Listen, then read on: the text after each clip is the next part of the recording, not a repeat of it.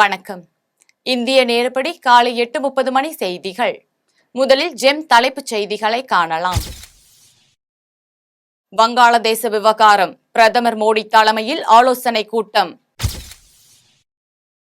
வங்காளதேச எல்லையில் தீவிர கண்காணிப்பு, சட்டவிரோத ஊடுருவல் அனுமதிக்கப்படாது, மத்திய அமைச்சர் அமித்ஷா உறுதி.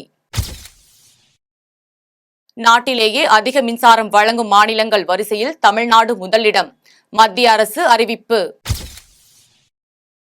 தமிழக மீனவர்கள் 22 பேர் கைது, மத்திய அமைச்சரை இன்று நேரில் சந்திக்கிறார் அமைச்சர் Anitha Radhakrishnan. Paris Olympic hockey அரையிறுதிப் போட்டி, இந்தியா ஜெர்மனி அணிகள் இன்று மோதல். தமிழகத்தில் 6 மாவட்டங்களில் இன்று கனமழைக்கு வாய்ப்பு, சென்னை வானிலை ஆய்வு மையம் தகவல். இனி விரிவான செய்திகளை காணலாம். வங்கதேசத்தில் நிலவும் சூழல் குறித்து பிரதமர் மோடி தலைமையில் ஆலோசனை கூட்டம் நடைபெற்றது. வங்காளதேசம் நாட்டில் இடஒதுக்கீடு தொடர்பாக உண்டான மாணவர்கள் போராட்டம் மிகப்பெரிய வன்முறையாக வெடித்தது. இந்த வன்முறை கட்டுக்குள் கொண்டுவரப்பட்ட நிலையில் கடந்த சில தினங்களுக்கு முன்பு பிரதமர் ஷேக் ஹசீனா பிரதமர் பதவியை ராஜினாமா செய்ய வேண்டும் என மீண்டும் வன்முறை ஏற்பட்டது. இந்த வன்முறை மிகப்பெரிய அளவில் வெடித்தது. பிரதமர் பதவியை ராஜினாமா செய்த ஷேக் ஹசீனா நாட்டை விட்டு தப்பி ஓடினார். பாதுகாப்பு கருதி நாட்டை விட்டு வெளியேறிய அவர் இந்தியாவில் தஞ்சம் அடைந்த நிலையில் தலைநகர் டெல்லியில் பிரதமர் மோடி வெளியுறவு அமைச்சர் ஜெய்சங்கருடன் அவசர ஆலோசனை நடத்தியுள்ளார். இந்த கூட்டத்தில் உள்துறை அமைச்சர் அமித்ஷா, பாதுகாப்புத்துறை அமைச்சர் ராஜ்நாத் சிங், வெளியுறவுத்துறை அமைச்சர் ஜெய்சங்கர் மற்றும் நிதி அமைச்சர் நிர்மலா சீதாராமன் உள்பட பலர் பங்கேற்றனர். அப்போது உயர் அதிகாரிகளால் வங்கதேசத்தின் நிலை குறித்து அமைச்சரவைக்கு விளக்கப்பட்டது.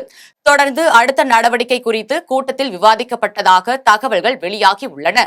நெடுந்தீவு கடல் பகுதியில் மீன்பிடித்துக் கொண்டிருந்த தமிழக மீனவர்கள் 22 பேரை இலங்கை கடற்படை கைது செய்துள்ளது. தமிழகத்தில் இருந்து மீன்பிடிக்க செல்லும் மீனவர்களை எல்லை தாண்டி மீன்பிடித்ததாக கூறி இலங்கை கடற்படையினர் சிறைப்பிடிப்பதும் அவர்களின் படகுகளை பறிமுதல் செய்வதும் தொடர்கதையாகி வருகிறது. இந்த நிலையில் நெடுந்தீவு கடல் பகுதியில் மீன்பிடித்துக் கொண்டிருந்த தமிழக மீனவர்கள் 22 பேரை எல்லை தாண்டி மீன்பிடித்ததாக இலங்கை கடற்படை கைது செய்துள்ளது.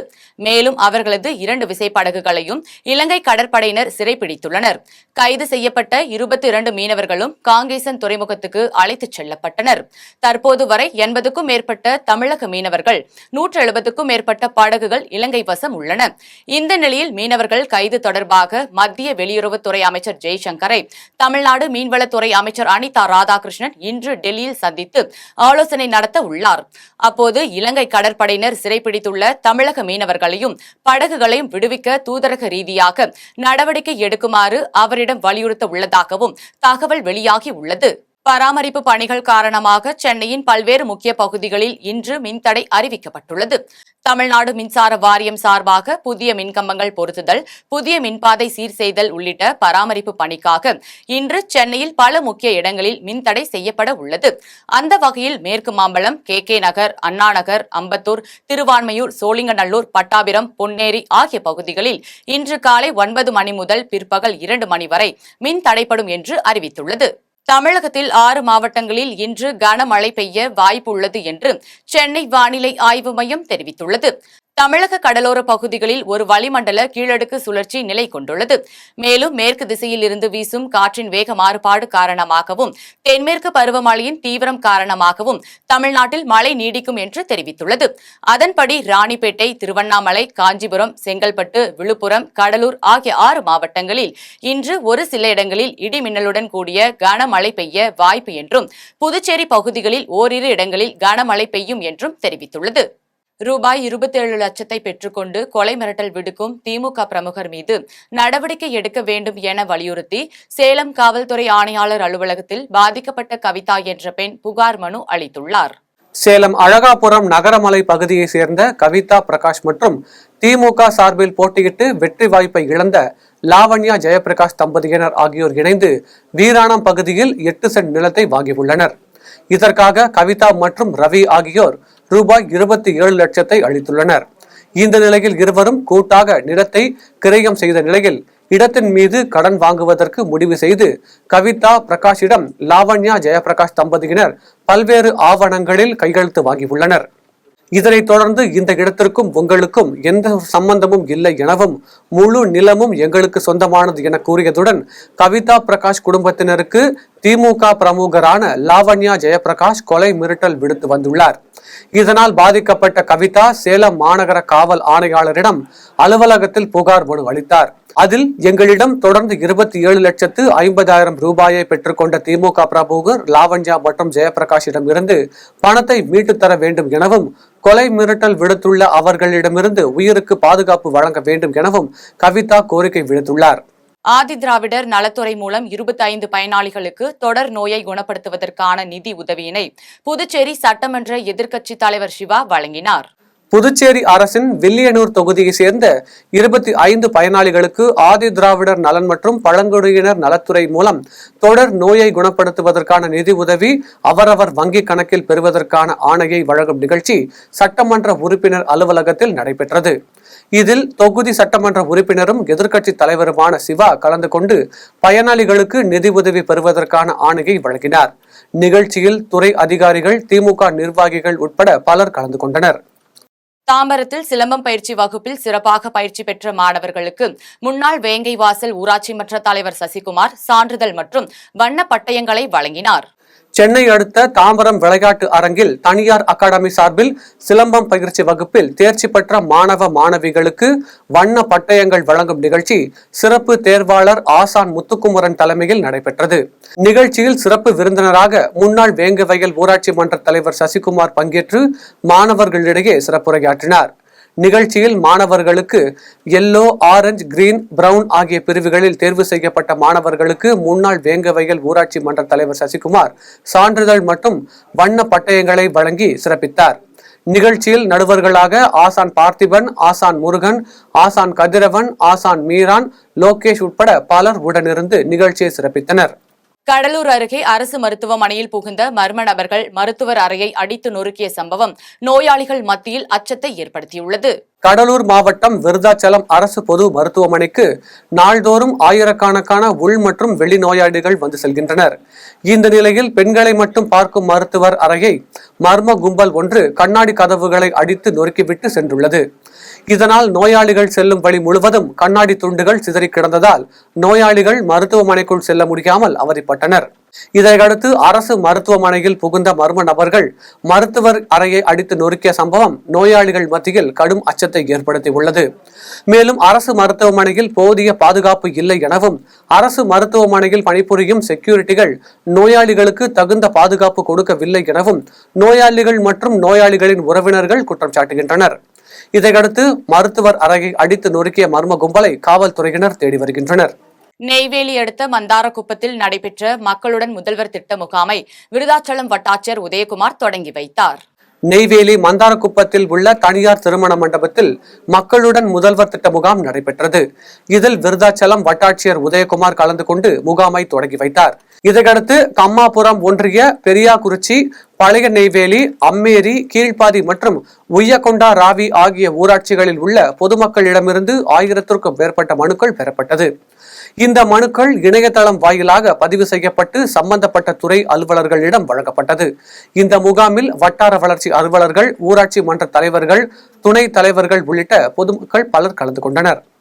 காரைக்கால் மீனவர்கள் நடுக்கடலில் மீன்பிடித்துக் கொண்டிருக்கும் போது வலையில் சிக்கிய யானை தந்தத்தை மீனவர்கள் பாதுகாப்பாக மாவட்ட ஆட்சியரிடம் ஒப்படைத்தனர்.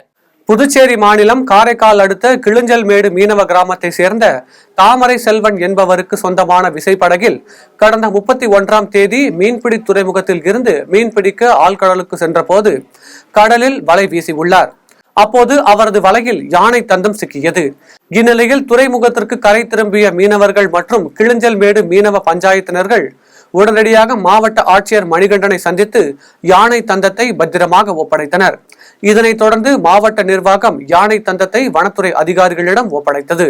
தருமபுரி அருகே பால் கொள்முதலில் நடைபெற்ற முறைகேட்டை கண்டித்து ஆட்சியர் அலுவலகம் முன்பு சாலையில் பாலை கொட்டி பொதுமக்கள் போராட்டத்தில் ஈடுபட்டனர். தருமபுரி மாவட்டம் காரிமங்கலம் அருகே உள்ள பெரமாண்டிப்பட்டி கிராமத்தில் 25 ஆண்டுகளாக பால் கொள்முதல் நிலையம் செயல்பட்டு வருகிறது. இந்த நிலையத்தில் அங்கு பணிபுரியும் ஊழியர் சிவகுமார் என்பவர் பால் கொள்முதல் செய்யும் போது பாலின் தரம் குறைவாக உள்ளதாக கூறி 1 லிட்டர் பாலுக்கு ரூபாய் 10 வரை குறைத்து பணம் வாங்கியும் அதில் போலி கணக்குகள் மூலம் முறைகேட்டில் ஈடுபட்டு வருவதாக பொதுமக்கள் குற்றம் சாட்டியுள்ளனர். மேலும் இது குறித்து பல அதிகாரிகளுக்கு புகார் அளித்தும் இதுவரை எந்த நடவடிக்கையும் எடுக்கப்படவில்லை என கூறப்படுகிறது. இதையடுத்து பெரமாண்டிப்பட்டி பால் உற்பத்தியாளர்கள் மற்றும் பொதுமக்கள் தருமபுரி மாவட்ட ஆட்சியர் அலுவலகம் முன்பு கேனில் கொண்டு வந்த பாலை யாரும் எதிர்பாராத விதமாக சாலையில் கொட்டி போராட்டத்தில் ஈடுபட்டனர். இது குறித்து தகவல் அறிந்து வந்த காவல்துறையினர் போராட்டத்தில் ஈடுபட்டவர்களை அப்புறப்படுத்தி முக்கிய நபர்களை மட்டும் ஆட்சியரிடம் மனு அளிக்க அழைத்து சென்றனர். பொதுமக்கள் நடமாட்டம் உள்ள மாவட்ட ஆட்சியர் அலுவலகம் முன்பு பாலை கொட்டியதால் பரபரப்பு ஏற்பட்டது. தரமான பால் வந்தும் ரேட்டுக்கு ரொம்ப குறைவாக போடுறாங்க. கேட்டோம்னா இஷ்டமாக இருந்தால் பால் ஊற்றுங்க, இல்லைன்னா எடுத்துகிட்டு போங்கன்னு கேட்குறாங்க. அது இல்லாத செக்ரட்டரி பால் சொசைட்டிக்கே வரதில்லை. அது இல்லாத அவர் பால் வாங்குற ஒரு சேல்ஸ்மேனு அவரும் கேபிள் நடத்துகிற அப்படி அவரும் இப்போ வரதில்லை. பசங்களை எழுதி நோட்டில் எழுதி பால் வாங்கிக்கிறாங்க. ஆவரேஜ் ரேட் 23 ரூபா, 24 ரூபா, 25 ரூபா ஆவரேஜ் ரேட்டு போடுறாங்க. கேட்டோம்னா இஷ்டமாக இருந்தால் பால் ஊற்றுங்க, இல்லைன்னா எடுத்துகிட்டு போங்கன்னு கேட்குறாங்க. இது ஆண்டி கேப்பு. இவர் போய் கேட்டதுக்கு அடித்து அனுப்பிட்டு அப்படி கண்ணத்துக்கு அடிச்சுட்டு அப்படி அவ்வளோதான். நாங்கள் ரேட்டு போடுவோங்க, இஷ்டமாக இருந்தால் பால் ஊற்றுங்க, இல்லைன்னா போங்கன்னு சொல்லிட்டு கண்ணத்துக்கு அடிச்சிட்டாங்க. நாங்கள் அது மாதிரி அன்றைக்கி கலெக்டர் ஆஃபீஸில் மனு கொடுத்தாங்க. அதில் தான் அங்கே பிரச்சனையும் பண்ணாங்க. பிரச்சனை பண்ணி மனு கொடுத்து இது வெளியே 15 நாள் ஆச்சு மனு கொடுத்து. இது வெளியே எந்த நடவடிக்கையும் எடுக்கலை சார். மனு கொடுத்து ஒரு நாள் மட்டும் எல்லா அதிகாரியும் வந்தாங்க. ஒரு நாள் மட்டும் மனு கொடுத்து எல்லா அதிகாரியும் வந்தாங்க. வந்து அன்றைக்கி மட்டும் ரேட்டு 38 ரூபா, 40 ரூபா வெளியே போட்டாங்க. திருப்பி பழையபடி 29 ரூபா, 30 ரூபா தான் ரேட்டு போடுறாங்க. திருப்பி கேட்டதுக்கு எந்த அதிகாரியுமே இப்போ எங்களுக்கு சப்போர்ட் பண்ண மாட்டாங்க சார்.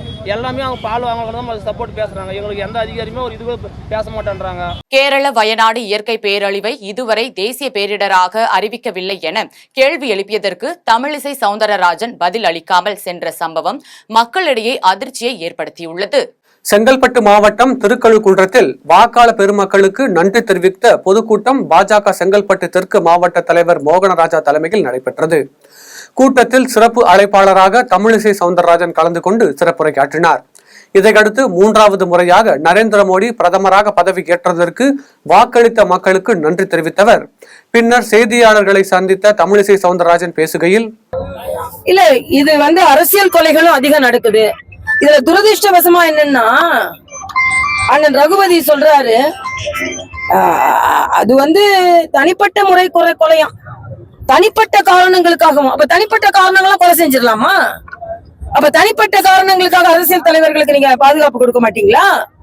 ஆக எல்லாருக்கும் பாதுகாப்பு இருக்க வேண்டும். இன்னைக்கு எல்லா அரசியல் கட்சியை சார்ந்தவர்களையும் கொலை செய்யறாங்க. இன்னைக்கு ஆம்ஸ்ட்ராங் அவர்கள் கொலை செய்யப்பட்டிருக்கிறார். எல்லாரும் ஆம்ஸ்ட்ராங் குடும்பத்தையே இன்னைக்கு கொலை செய்வோம் என்று மிரட்டல் வருகின்ற ஒரு துணிச்சல் கொலையாளிகளுக்கும் குற்ற பின்னணி உள்ளவர்களுக்கும் இருக்குதுன்னா அது எவ்வளவு துணிச்சல்! இன்னைக்கு மரியாதைக்குரிய ஆம்ஸ்ட்ராங் அவர்களை இழந்து அந்த குடும்பம் வாடிக்கொண்டு இருக்கும் போது உங்க குடும்பத்தையே கொலை செய்து கொலையாளிகளை கண்டுபிடிக்க, அதனாலதான் சிபிஐ வேணும்னு கேட்டோம்.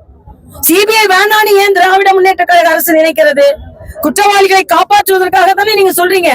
அந்த காப்பாற்றுகின்ற எண்ணம் இருப்பதனாலதான் குற்றவாளிகளில் ஒருவர், அவரை சார்ந்தவர்கள் அந்த குடும்பத்தை இன்னைக்கு கொலை செய்திருவோம். அப்ப யாருக்குமே பாதுகாப்பு இல்லாத ஒரு சூழ்நிலை தமிழகத்தில் இருக்கிறது என்பது வேதனையான ஒரு விஷயம். நன்றி. மதுரையில் நடைபெற்ற ஜல்லிக்கட்டு ரோட்டரி சங்க விழாவில் முன்னாள் அமைச்சர் RB உதயகுமார் சிறப்பு விருந்தினராக கலந்து கொண்டார்.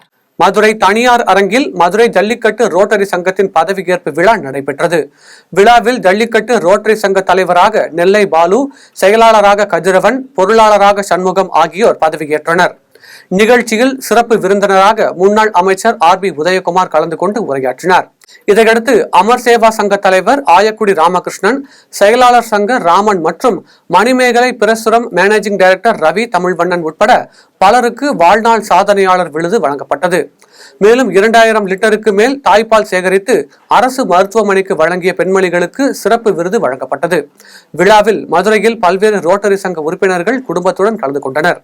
ஓமலூரில் இயங்கி வரும் அரசு நிதி உதவி பெறும் பள்ளியில் தமிழக அரசின் விலையில்லா மிதிவண்டிகள் வழங்கும் விழா நடைபெற்றது. சேலம் மாவட்டம் ஓமலூரில் இயங்கி வரும் அரசு நிதி உதவி பெறும் வேலசாமி செட்டியார் உயர்நிலை பள்ளியில் 11ஆம் வகுப்பு பயிலும் மாணவ மாணவிகளுக்கு தமிழக அரசின் விலையில்லா மிதிவண்டிகள் வழங்கும் விழா நடைபெற்றது.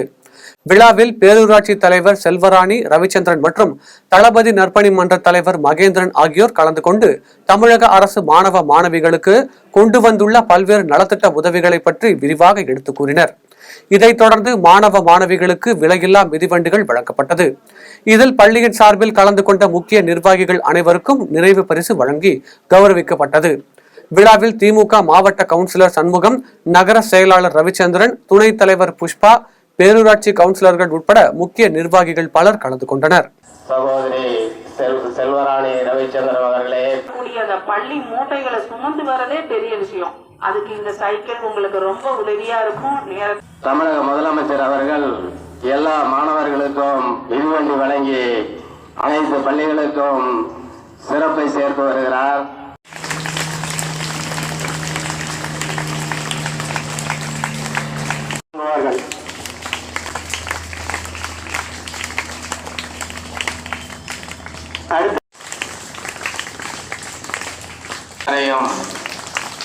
இந்த மிதிவண்டி வழங்கும் விழாவிலே என்பதை மகிழ்ச்சியுடன் தெரிவித்துக் கொள்கிறேன். கலைஞரின் கனவு இல்லம் திட்டத்தின் கீழ் மாற்றுத்திறனாளிகளுக்கு முன்னுரிமை அளித்து சொந்த வீடு கட்டித்தர நடவடிக்கை எடுக்க கோரி கடலூர் மாவட்ட ஆட்சியர் அலுவலகத்தில் 150க்கும் மேற்பட்ட மாற்றுத்திறனாளிகள் மனு அளித்தனர். கடலூர் மாவட்ட ஆட்சியர் அலுவலகத்தில் பொதுமக்கள் குறை கேட்பு கூட்டம் நடைபெற்றது. கூட்டத்தில் சிகரம் மாற்றுத்திறனாளிகள் சங்கத்தை சேர்ந்த பலர் திரண்டு வந்து ஆட்சியர் அலுவலகத்தில் கோரிக்கை மனு ஒன்று அளித்தனர். அந்த மனுவில் கடந்த 2022ஆம் ஆண்டு 150க்கும் மேற்பட்ட மாற்றுத்திறனாளிகளுக்கு இலவச மனைப்பட்டா வழங்கப்பட்டது. இருப்பினும் எந்த பயனும் இல்லாமல் மக்கள் வசிக்க இயலாத இடமாக உள்ளது என்றும் இது குறித்து அதிகாரிகளிடம் தெரிவித்தும் இதுவரை உரிய நடவடிக்கை எடுக்கவில்லை என்றும் தெரிவித்தனர்.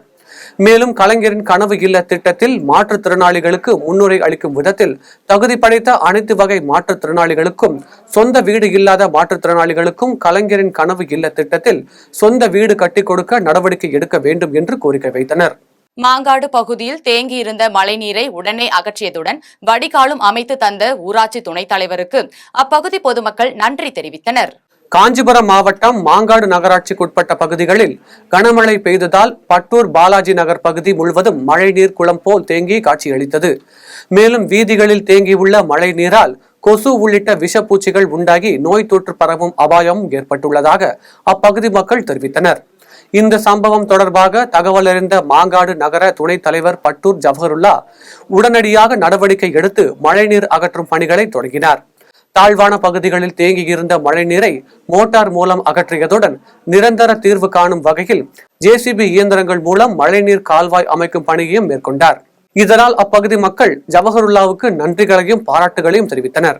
ஈரோடு மாவட்டம் கோபிச்செட்டிப்பாளையம் ஊராட்சி ஒன்றியத்திற்கு உட்பட்ட பகுதிகளில் நடைபெற்ற மக்களுடன் முதல்வர் திட்ட முகாமில் சுற்றுவட்டார கிராமங்களைச் சேர்ந்த பொதுமக்களின் விண்ணப்பங்கள் மனுக்களாக பெறப்பட்டது. ஈரோடு மாவட்டம் கோபிச்செட்டிப்பாளையம் ஒன்றியத்திற்கு உட்பட்ட நாதிப்பாளையம், மொடச்சூர் மற்றும் கலிங்கியம் உள்ளிட்ட 3 ஊராட்சிகளில் வசிக்கும் பொதுமக்களிடமிருந்து மனுக்களை பெறும் மக்களுடன் முதல்வர் திட்ட முகாம் நடைபெற்றது. கோபிச்செட்டிப்பாளையம் கோட்டாட்சியர் கண்ணப்பன் தலைமையில் நடைபெற்ற முகாமில் வட்டாட்சியர் கார்த்திக், ஊராட்சி மன்ற தலைவர்கள் சரவணகுமார், கிருஷ்ணசாமி ஆகியோர் கலந்து கொண்டு குத்துவிளக்கேற்றி வைத்து முகாமை துவக்கி வைத்தனர். முகாமில் வருவாய்த்துறை, சமூக நலத்துறை, காவல்துறை, ஊரக வளர்ச்சித்துறை உள்ளிட்ட பல்வேறு துறைகளைச் சேர்ந்த அதிகாரிகள் கலந்து கொண்டு பொதுமக்களின் கோரிக்கை மனுக்களை பெற்றனர். தமிழ்நாடு, ஆந்திரா உள்ளிட்ட பல்வேறு மாநிலங்களைச் சேர்ந்த நாய்கள் கலந்து கொண்ட தேசிய அளவிலான நாய்கள் கண்காட்சி கொடைக்கானலில் நடைபெற்றது. திண்டுக்கல் மாவட்டம் மேற்கு தொடர்ச்சி மலையில் அமைந்துள்ள கொடைக்கானலில் தேசிய அளவிலான நாய்கள் கண்காட்சி நடைபெற்றது. தி கொடைக்கானல் கெனல் அசோசியேஷன், தி மெட்ராஸ் கெனன் கியம், தி சேலம் அக்மி கெனால் கிளப் ஆகிய அமைப்பின் சார்பில் நாய்களின் கண்காட்சி நடைபெற்றது. கண்காட்சியில் தமிழ்நாடு, ஆந்திரா, கர்நாடகா, கேரளா, மும்பை, மகாராஷ்டிரா, ஹைதராபாத் உள்ளிட்ட மாநிலங்களில் இருந்தும் பல நாடுகளில் இருந்தும் 424 நாய்கள் பங்கேற்றன. இதில் பாக்சர், டாபர்மேன், கிரேட் உள்ளிட்ட 60 வகையான நாய் இனங்கள் போட்டியில் பங்கேற்றன. மேலும் இதில் நாய்களின் திறன் அடிப்படையில் சிறந்த நாய்களுக்கு பரிசுகள் வழங்கப்பட்டது. திருவள்ளூர் அடுத்த அழிஞ்சிவாக்கம் கிராமத்தில் அமைந்துள்ள முத்தாளம்மன் திருக்கோவிலில் தீமிதி திருவிழா வெகு விமரிசையாக நடைபெற்றது. திருவள்ளூர் மாவட்டம் பெரியபாளையம் அடுத்த அழிஞ்சிவாக்கம் கிராமத்தில் அமைந்துள்ள முத்தாளம்மன் பொன்னியம்மன் திருக்கோவில் 27ஆம் ஆண்டு தீமிதி திருவிழா கடந்த 26ஆம் தேதி பக்தர்களுக்கு காப்பு கட்டுதலுடன் தொடங்கியது. இதனைத் தொடர்ந்து நாள்தோறும் அம்மனுக்கு பால், தயிர், சந்தனம் உள்ளிட்ட பல்வேறு வாசனை திரவியங்களால் சிறப்பு அபிஷேகம் செய்யப்பட்டு மகா தீபாராதனை காண்பிக்கப்பட்டது. இதையடுத்து திருவிழாவில் இறுதி நாளில் விரதம் இருந்து 100க்கும் மேற்பட்ட பக்தர்கள் முத்தாலம்மன் கோவில் வளாகத்தில் அமைக்கப்பட்டிருந்த அக்னி குண்டத்தில் ஒருவருக்கு பின் ஒருவர் இறங்கி தங்களது நேர்த்திக்கடனை செலுத்தினர். இதில் சுற்றுவட்டார பகுதிகளில் இருந்து 1000க்கும் மேற்பட்ட பக்தர்கள் கலந்து கொண்டு அம்மனை வழிபட்டனர். பெரம்பூர் எல்லையம்மன் திருக்கோவிலில் நடைபெற்ற தீமிதி திருவிழாவில் சிறப்பு விருந்தினராக முன்னாள் அதிமுக அமைச்சர் ஜெயக்குமார் கலந்து கொண்டார். சென்னை பெரம்பூர் பிபி ரோடு பிரதான சாலையில் அமைந்துள்ள தேவி எல்லையம்மன் திருக்கோவிலில் தீமிதி திருவிழா நடைபெற்றது. இதில் ஏராளமான பக்தர்கள் கலந்து கொண்டு தீமிதித்து நேர்த்திக்கடனை செலுத்தினர். விழாவில் சிறப்பு அழைப்பாளராக கலந்து கொண்ட அதிமுக முன்னாள் அமைச்சர் ஜெயக்குமார் பங்கேற்று எல்லையம்மனை வழிபட்டார். அதன் பின்னர் பக்தர்களுக்கு அன்னதானம் வழங்கினார். கந்தர்வக்கோட்டை அருகே சுமார் 1 மணி நேரத்திற்கும் மேலாக கனமழை பெய்ததால் பொதுமக்கள் மற்றும் விவசாயிகள் மகிழ்ச்சி அடைந்துள்ளனர். புதுக்கோட்டை மாவட்டம் கந்தர்வக்கோட்டை சுற்றுவட்டார பகுதிகளில் கடந்த 1 மாத காலமாக வெயிலின் தாக்கம் அதிகரித்து வந்த நிலையில் பொதுமக்கள் அவதிப்பட்டு வந்தனர். இந்த நிலையில் கொத்தகம், வளவம்பட்டி, மட்டங்கால், காட்டுநாவல் ஆகிய பகுதிகளில் கனமழை பெய்தது. இதனால் ஆங்காங்கே சாலையோரம் மழைநீர் பெருக்கெடுத்து ஓடியது.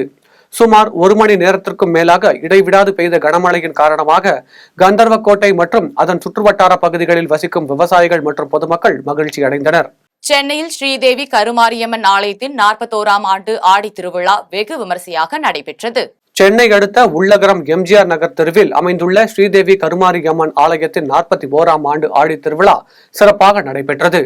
விழாவின் முன்னதாக பக்தர்கள் அம்மனுக்கு பாலாபிஷேகம் செய்தனர். அதனைத் தொடர்ந்து அம்மனுக்கு சிறப்பு அலங்காரம் செய்யப்பட்டு பம்பை உடுக்கை வாத்தியங்கள் முழங்க சிறப்பு பூஜை நடைபெற்றது.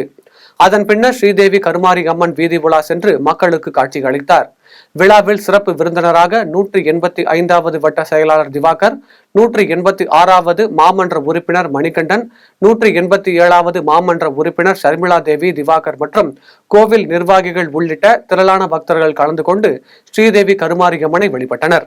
விழுப்புரம் அருகே அங்காளம்மன் திருக்கோவிலில் ஆடி மாத அமாவாசையொட்டி ஊஞ்சல் உற்சவ விழா வெகு விமரிசையாக நடைபெற்றது. விழுப்புரம் மாவட்டம் மேல்மலையனூர் அங்காளம்மன் திருக்கோவிலில் ஆடி மாத அமாவாசையை முன்னிட்டு ஊஞ்சல் உற்சவம் நடைபெற்றது. விழாவில் முன்னதாக அம்மனுக்கு பல்வேறு வண்ண மலர்களால் சிறப்பு அலங்காரம் செய்யப்பட்டு தீப ஆராதனை நடைபெற்றது. ஆதிசக்தி அலங்காரத்தில் வடக்கு வாசல் வழியாக ஊஞ்சலில் சென்ற அங்காளம்மனை கொட்டும் மழையிலும் பக்தர்கள் வழிபாடு செய்தனர். மீண்டும் ஜெம் தலைப்புச் செய்திகள். வங்காளதேச விவகாரம், பிரதமர் மோடி தலைமையில் ஆலோசனை கூட்டம். வங்காளதேச எல்லையில் தீவிர கண்காணிப்பு, சட்டவிரோத ஊடுருவல் அனுமதிக்கப்படாது, மத்திய அமைச்சர் அமித்ஷா உறுதி. நாட்டிலேயே அதிக மின்சாரம் வழங்கும் மாநிலங்கள் வரிசையில் தமிழ்நாடு முதலிடம், மத்திய அரசு அறிவிப்பு. தமிழக மீனவர்கள் 22 பேர் கைது, மத்திய அமைச்சரை இன்று நேரில் சந்திக்கிறார் அமைச்சர் Anitha Radhakrishnan. Paris Olympic hockey அரையிறுதிப் போட்டி, இந்தியா ஜெர்மனி அணிகள் இன்று மோதல். தமிழகத்தில் 6 மாவட்டங்களில் இன்று கனமழைக்கு வாய்ப்பு, சென்னை வானிலை ஆய்வு மையம் தகவல். இத்துடன் ஜெம் செய்திகள் நிறைவடைகின்றன. மீண்டும் ஜெம் செய்திகள் மதியம் 1:30 மணிக்கு. உடனுக்குடன் செய்திகளை காண GemLive.tv என்ற இணையதளத்தில் இணைந்திருங்கள். நன்றி, வணக்கம்.